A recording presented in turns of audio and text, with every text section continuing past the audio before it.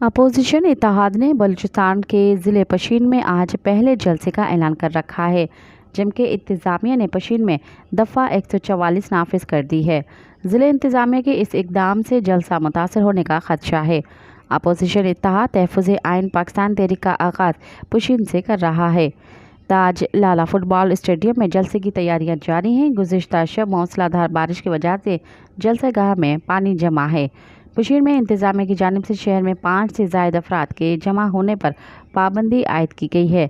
جلسہ گاہ کے اندر اور باہر سیکیورٹی کی بھاری نفری تعینات ہے۔ واضح رہے کہ گزشتہ روز کوئٹہ میں اپوزیشن اتحاد میں شامل جماعتوں کا اجلاس ہوا۔ اس میں احتجاجی تحریک شروع کرنے کا فیصلہ کرتے ہوئے اپنی احتجاجی تحریک کا نام تحریک تحفظ آئین رکھا گیا تھا۔ مزید خبرن ऐं तफ़सीलात लाइ विज़िट कयो असांजी वेबसाइट www.awamiNewsHD.com ऐं ॾिसंदा रहो अवामी न्यूज़ HD।